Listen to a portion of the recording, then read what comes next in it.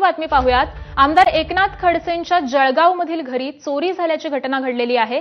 एकनाथ खडसे मुक्ताईनगरमधील घरी राहत असल्यानं जळगावमधील घराला कुलूप लावलेलं होतं। तर काही दिवसांपूर्वीच केंद्रीय राज्यमंत्री रक्षा खडसे यांच्या पेट्रोल पंपावर देखील चोरीची घटना ही घडलेली होती आणि त्यानंतर आता एकनाथ खडसेंच्या जळगावमधील या घरी चोरी झाल्याचं समोर येत आहे।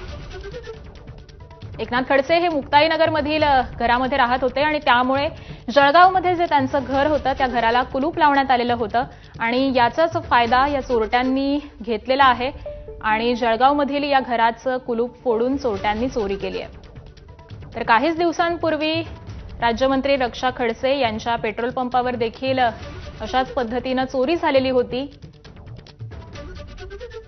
त्यामुळे अगदी काहीच दिवसांच्या फरकानं खडसेंच्या घरी आणि त्याचबरोबर पेट्रोल पंपावरती या चोरीच्या 2 घटना घडलेल्या आहेत।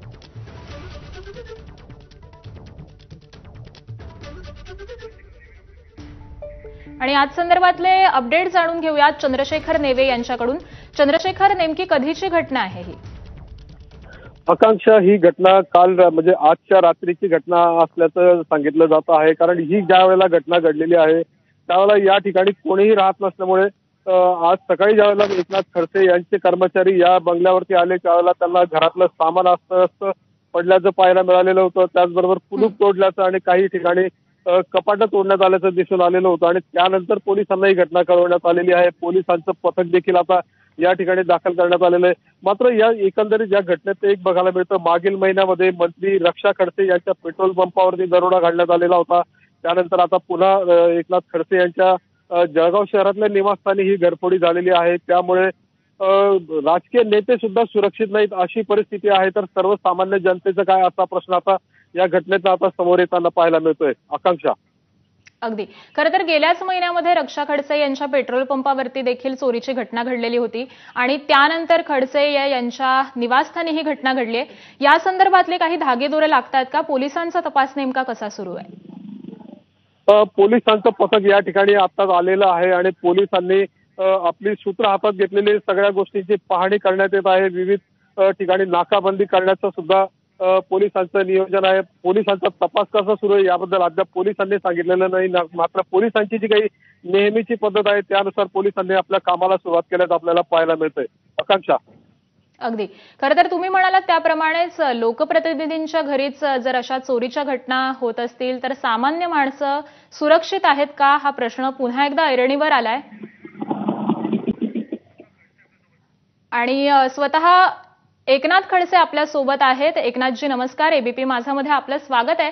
आपल्या जळगावमधील घरी चोरी झाल्याची घटना घडलेली आहे, नेमकं काय घडलेलं आहे? आपल्यापर्यंत काय माहिती आली आहे? रात्री तिथं घरफोडी झालेली आहे, चोरी झालेली आहे आणि आमच्या सर्व बंगल्यामधल्या सर्व रूम्स मधले सगळे कुलप तोडून वगैरे त्यांनी चकाचक केली। त्यामधलं काही सामान त्यांनी चोरी केलं। माझ्या रूम मध्ये 35,000 रुपये होते आणि 4 अंगठ्या होत्या 5-5 ग्रॅमच्या लहान मुलांना भेट देण्यासाठीच्या, त्याही चोरी गेल्या। खालचे आमचे नातेवाईक राहत होते त्यांचंही 5 तोळे सोनं चोरी गेलेलं आहे। रक्षाताईच्या ह्याच्यातले किती गेले मला माहिती नाही, कारण रक्षाताईचे पण रूम तिथेच आहे। एकंदरीत कुणी नाही असं पाहून त्यांनी चोरी केलेली दिसते। बरं, खरं तर खडसेजी गेल्या महिन्यामध्ये रक्षा खडसे यांच्या पेट्रोल पंपावरती देखील अशीच चोरी झालेली होती, त्यामुळे पोलिसांना काही समान धागेदोरे यामध्ये सापडतायत? त्यात पोलीस तपासामध्ये निष्पन्न होईल, परंतु पोलिसांचा आता जळगाव जिल्ह्यात काही धाक राहिलेला नाही। चोऱ्या दरोड्यांनी उत्मात केलेली आहे आणि दिवसेंदिवस 2 नंबरचे धंदे वाटले, हप्ते घेण्यामध्ये पोलीस मशगूल आहे। टीका केली पोलिसांवर, काही टीका केली की तिथले स्थानिक मंत्री माझीच टिंगल-टवाली करतात। मी बोललो की बोलते त्याची टिंगल करतं, काहीतरी वेगळाच अर्थ काढतात। म्हणजे सिरियसनेस सरकारलाही नाही आणि पोलिसांनाही नाही। बर, धन्यवाद खडसेजी, आपण आमच्याशी बातचीत केलीत, प्रतिक्रिया दिलीत त्याबद्दल।